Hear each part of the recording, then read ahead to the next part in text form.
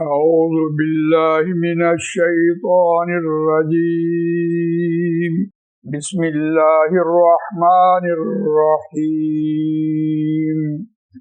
فإذا قضيتم مناسككم فاذكروا الله كذكركم آباءكم أو أشد ذكرا. فمن الناس من يقول ربنا آتنا في الدنيا وما له في الآخرة من خلاق. آمنت بالله صدق الله العظيم. رب اشرح لي صدري ويسر لي أمري واحلل عقدة من لساني يفقهوا قولي. اللهم أرنا الحق حقا وارزقنا اتباعه وأرنا الباطل باطلا وارزقنا اجتنابه. آمین یا رب العالمین۔ سورہ بقرہ آیت نمبر 200 آپ کے سامنے تلاوت کی ہے، اور یہ دوسرے پارے کا 9واں رکوع زیر مطالعہ ہے۔ اس رکوع میں حج کی ترتیب اور حج کے طریقے بیان ہوئے ہیں، لیکن ساتھ ہی خاص طور پر حج کے دوران جو دعائیں مانگی جاتی ہیں اس کا بھی تذکرہ موجود ہے، اور اس کی غرض بھی موجود ہے کہ آپ نے کس غرض کے لیے حج کرنا ہے۔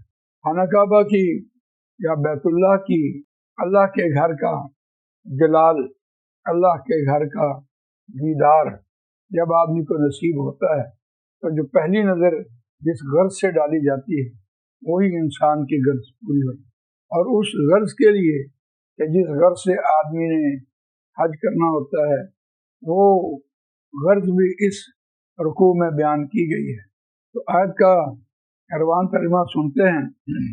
کچھ لوگ دنیا کی غرض سے حج کے لیے جاتے ہیں، اور جس غرض سے وہ پہلی نظر خانہ کعبہ پہ ڈالتے ہیں تو پوری ہو جاتی ہے۔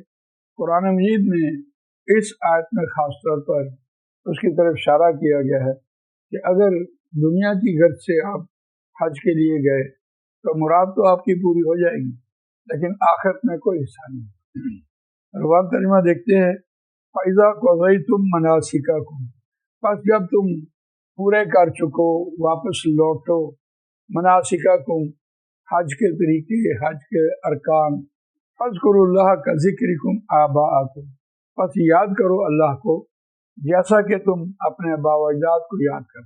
اب یہاں اپنے آباء و اجداد کو یاد کرنے کے حوالے سے ایک یاد دہانی کروائی جا رہی ہے کہ میدان عرفات میں کوئی درخت نہیں تھا، کوئی سایہ نہیں تھا، اور وہاں گرمی کے موسم میں آدمی کا وہاں جا کر حج کرنا یقیناً تپتی دھوپ کے نیچے، اور واپسی پر جو مزدلفہ آ کر ٹھہرنا، وہاں ہریائی، وادی، باغ، ٹھنڈی ہوائیں، تو جب مغرب اور عشاء کی نماز واپس آ کر مزدلفہ ٹھہرنی، رات وہاں پڑاؤ کرنا، اللہ کی یاد کو تازہ کرنا، دعائیں مانگتے رہنا، تو یہ مکے کے لوگ جو تھے دور جاہلیت میں یہ مزدلفہ جاتے، وہاں پکنک مناتے، اپنے آباء و اجداد کی قصے کہانیاں سناتے، میدان عرفات نہیں جاتے کیوں؟ وہاں گرمی بہت۔ تو یہ اشارہ یہاں کیا جا رہا ہے جیسے تم اپنے آباء و اجداد کے قصے کہانیاں مزدلفہ میں بیٹھ کر سناتے تھے، اس سے کہیں زیادہ اللہ کی یاد، اللہ کا ذکر کی، تو اس لیے کا ذکرکم آباءکم یہاں یہ حوالہ دیا جا رہا ہے۔ او اشد ذکر، یا اس سے بھی کہیں زیادہ شدید، یعنی اللہ کا ذکر کرنا ہے تو جتنا وہ ان کی قصے کہانیاں آباء و اجداد کے سارے واقعات بیان کرتے تھے اور پڑاؤ ڈال کے بیٹھتے تھے، پکنک کرتے تھے، اور اللہ کی یاد یہاں تھا، اللہ سے بخشش مانگتے، اب اللہ تعالیٰ سے اپنے گناہوں کے معافی مانگتے۔ اب یہاں بات کہی جا رہی فَمِنَ النَّاسِ مَن يَقُولُ رَبَّنَا آتِنَا فِي الدُّنْيَا، بس لوگوں میں سے کچھ لوگ ایسے ہیں جو کہتے ہیں اے ہمارے پروردگار، آتِنَا فِي الدُّنْيَا، دے ہمیں دنیا میں ہمیں عطا کر، وَمَا لَهُ فِي الْآخِرَةِ مِنْ خَلَاقٍ، اور نہیں واسطے ان کے آخرت میں کسی قسم کا کوئی۔